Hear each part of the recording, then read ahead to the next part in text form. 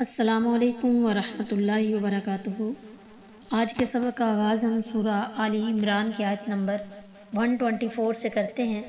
اعوذ باللہ من الشیطان الرجیم، بسم اللہ الرحمن الرحیم۔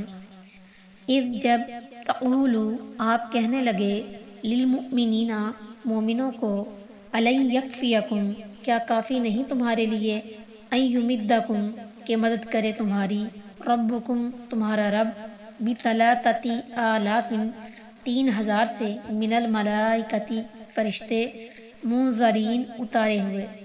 جب آپ ایمان والوں سے کہہ رہے تھے کیا تمہیں کسی طرح کافی نہ ہوگا کہ تمہارا پروردگار 3000 فرشتوں کے ساتھ تمہاری مدد کرے جو اتارے ہوئے ہیں۔ اذ تقول للمؤمنین، اس کا تعلق یا تو جنگ بدر سے ہے یا جنگ احد سے۔ امام طبری رحمۃ اللہ علیہ نے پہلی بات کو ترجیح دی ہے، یعنی جب کفار کی تیاری اور کثرت تعداد کو دیکھ کر مسلمانوں کے دلوں میں تشویش پیدا ہوئی تو رسول اللہ صلی اللہ علیہ وسلم نے فرشتوں کی مدد کا ذکر کر کے انہیں تسلی دی۔ چنانچہ بدر میں فرشتے نازل ہوئے۔ بدر میں فرشتوں کے نزول کی کیفیت کے لیے سورہ انفال کی آیت نمبر 9 دیکھیے۔ بدر کے دن فرشتوں کی تعداد سورہ انفال میں 1000 ذکر ہوئی ہے، جبکہ یہاں 3000 اور 5000 کا ذکر ہے۔ جواب اس کا یہ ہے کہ پہلے 1000 کا وعدہ ہوا، پھر 3000 اور پھر 5000 کی بشارت ہوئی۔ ان میں آپس میں کوئی تعارض نہیں۔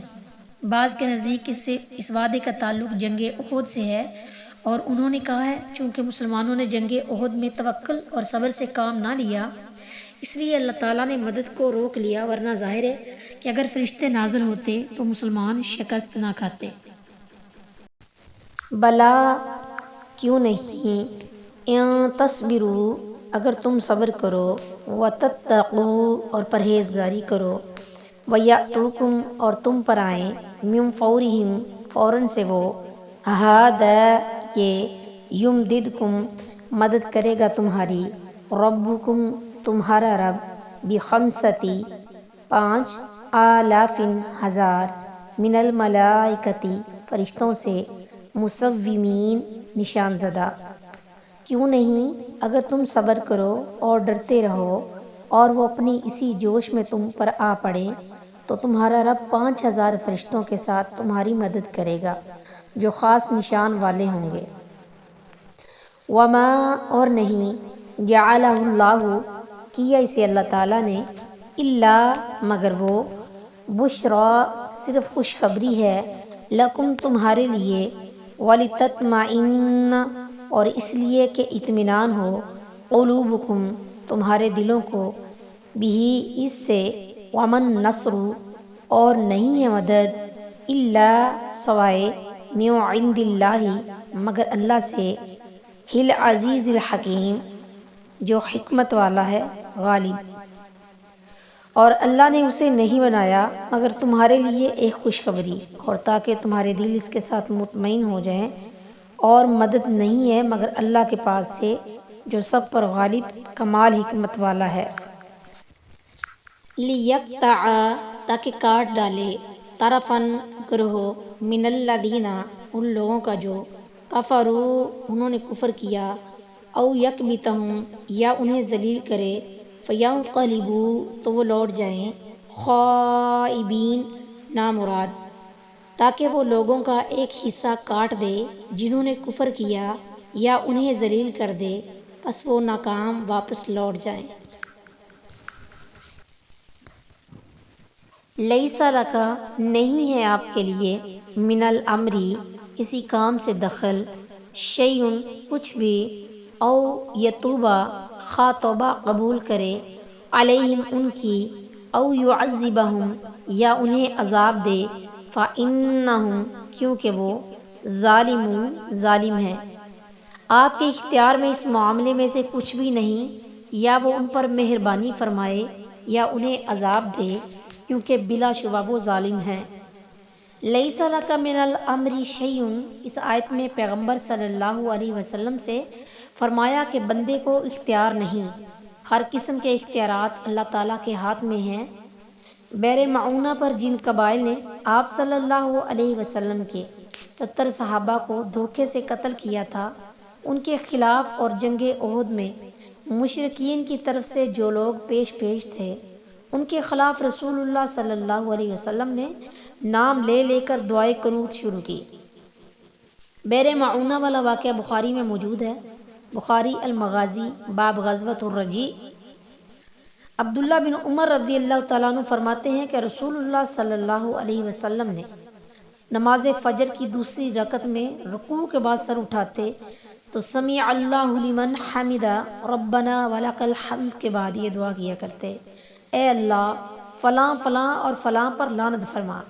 چنانچہ اللہ تعالیٰ نے یہ آیت نازل فرمائی، لیس لک من الامر شیء، کہ آپ کے اختیار میں اس معاملے سے کچھ بھی نہیں۔ بخاری التفسیر باب لیس لک من الامر شیء، حدیث نمبر 1479۔ چنانچہ اللہ تعالیٰ نے ان تمام لوگوں کو جن کا نام لے کر آپ لعنت فرماتے تھے توبہ کی توفیق عطا فرمائی اور وہ مسلمان ہو گئے۔ اس سے معلوم ہوا کہ مختار کل اور عالم الغیب ذات صرف اللہ وحدہ لا شریک ہی کی ہے، ورنہ آپ اپنے عزیز چچا کو ضرور مسلمان کر لیتے اور احد اور بیر معونہ میں ظلم کرنے والوں کو ضرور ملعون کروا لیتے۔ ان آیات اور ان احادیث سے معلوم ہوا کہ قنوت نازلہ میں کسی کافر کا نام لے کر لعنت کرنا جائز نہیں۔ کیا خبر اللہ تعالیٰ اسے توبہ کی توفیق بخش دے۔ ہاں، عام کفار پر لعنت درست ہے اور یہ رسول اللہ صلی اللہ علیہ وسلم سے بھی ثابت ہے۔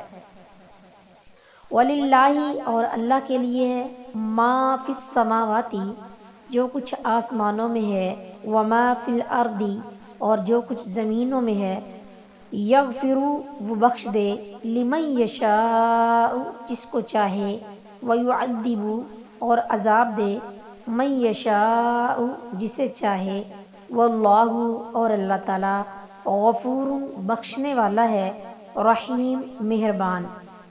اور اللہ ہی کے لیے ہے جو کچھ آسمانوں میں ہے اور جو کچھ زمین میں ہے، وہ جسے چاہتا ہے بخش دیتا ہے اور جسے چاہتا ہے عذاب دیتا ہے، اور اللہ بے حد بخشنے والا نہایت رحم والا ہے۔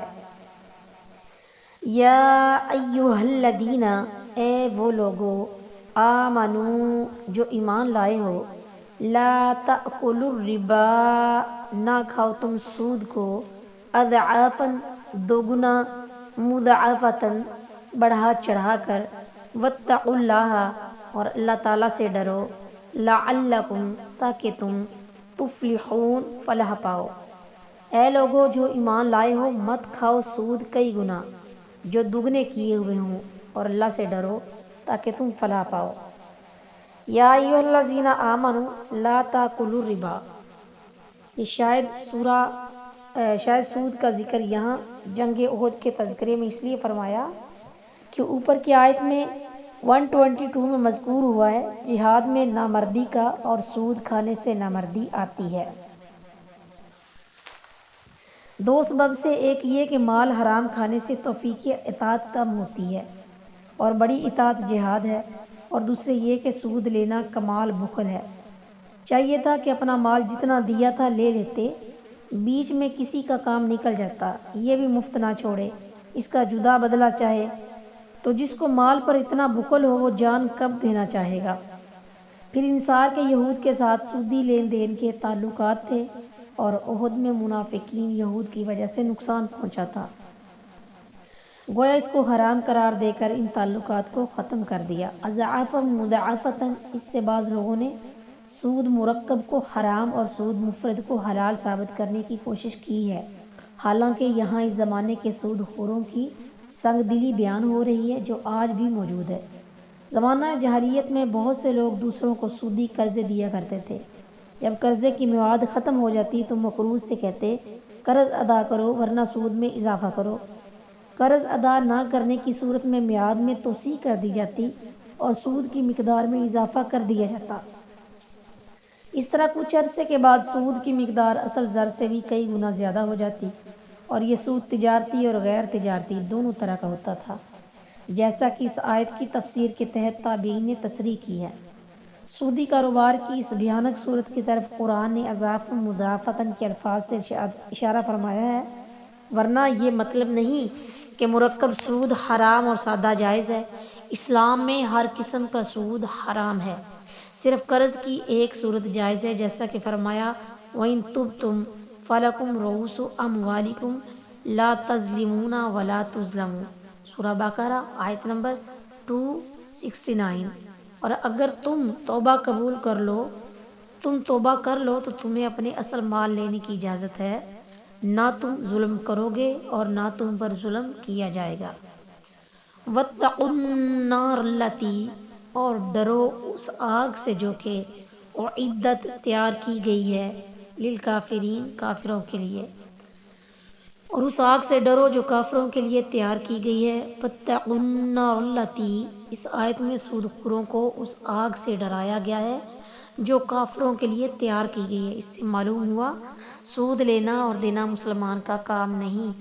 جو شخص یہ کام کرتا ہے اور باز نہیں آتا، اسے اس آگ کے لیے تیار رہنا چاہیے جو کفار کے لیے تیار کی گئی ہے۔ سورہ بقرہ میں ایسے شخص کو اللہ تعالیٰ کی طرف سے جنگ کا اعلان کان کھول کر سننے کا حکم ہے۔ وما علینا الا البلاغ۔